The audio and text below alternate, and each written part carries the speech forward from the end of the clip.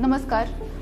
महाराष्ट्राचे सार्वजनिक आरोग्य मंत्री आणि कोल्हापूर जिल्ह्याचे पालकमंत्री माननीय श्री आबिटकरजी यांचे संकल्पनेतून माझं गाव आरोग्य संपन्न गाव हे एक महत्त्वाकांक्षी अभियान पूर्ण राज्यात चालू आहे.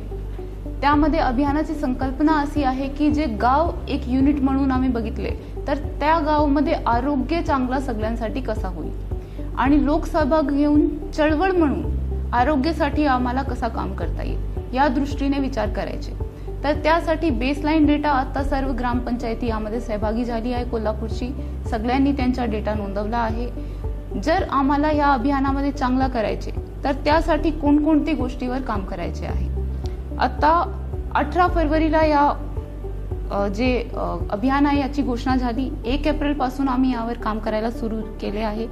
त्यामध्ये आम्हाला माता मृत्यूदर, बाल मृत्यूदर 0वर आणायची आहे. संसर्गजन्य रोग ते कमी करायचे आहे.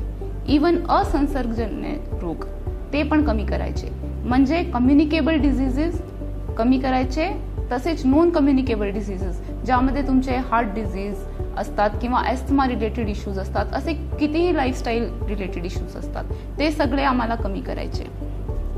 आणि जन भागीदारी घेऊन लोकांमध्ये आरोग्याविषयी चर्चा झाली पाहिजे. आपला लाईफस्टाईल जीवनशैली कसा सुधारता अजून चांगला आरोग्यापर्यंत आम्ही जाऊ शकतो याबाबत लोकांमध्ये अवेअरनेस झाली पाहिजे आणि प्रत्येक गावांनी त्यासाठी प्रयत्न करून पुढे गेला पाहिजे. आता ह्यामध्ये फोकस एरियाज मी तुम्हाला सांगते. जर टीबीवर काम केला, कुष्ठरोगवर काम केला, पाण्यापासून दूषित पाण्यापासून जे रोग असतात त्यांच्यावर आम्ही काम केले.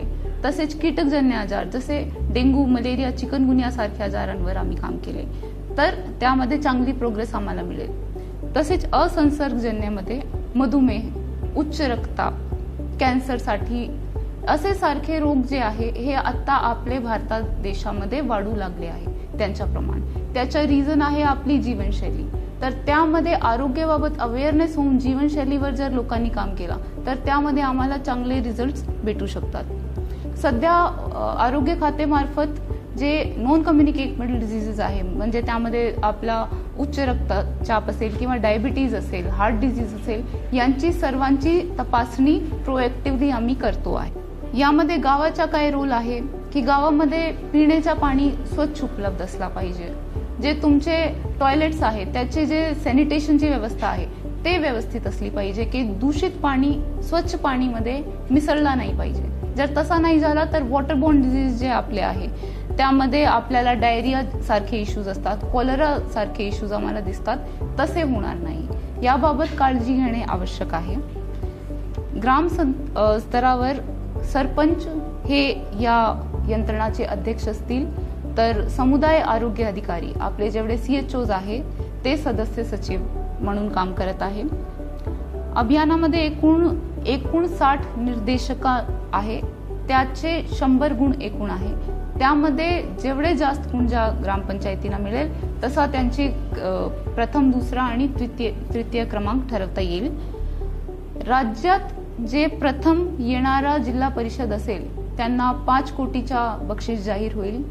तसेच राज्य स्तरावर जे ग्रामपंचायत प्रथम क्रमांकावर येईल त्यांना 5 कोटीचा चांगला बक्षीस शासनामार्फत मिळणार आहे. तसेच दुसरा, तृतीय आणि पुढची जे ग्रामपंचायत चांगली कामगिरी करेल त्यांना पण चांगली बक्षीस यामध्ये मिळणार आहे. एकूण 80 कोटीपेक्षा जास्त निधीची तरतूद या अभियानासाठी शासनामार्फत करण्यात आली आहे. तर ह्यामध्ये कोल्हापूर जिल्ह्याचं काम चांगला होईल यासाठी लोकसहभागातून आणि लोक चळवळीतून कसा प्रत्येक जनमानसपर्यंत आरोग्य हे एक महत्त्वाचा विषय आहे त्याबाबत जनजागृती कशी करायची, आपल्या गावामध्ये जर काही सिस्टमिक इम्प्रूव्हमेंटची गरज असेल तर आम्हाला कोणकोणती गोष्टीवर काम करायचे, असा अभियान स्वरूपात जर आम्ही या मोहीमला पुढे घेऊन गेलो तर नक्कीच यामध्ये आम्हाला चांगला रिझल्ट मिळेल आणि माझं गाव आरोग्य संपन्न गाव या मोहीममध्ये सर्वात चांगली कामगिरी कोल्हापूर जिल्हा म्हणून आम्ही करू शकतो.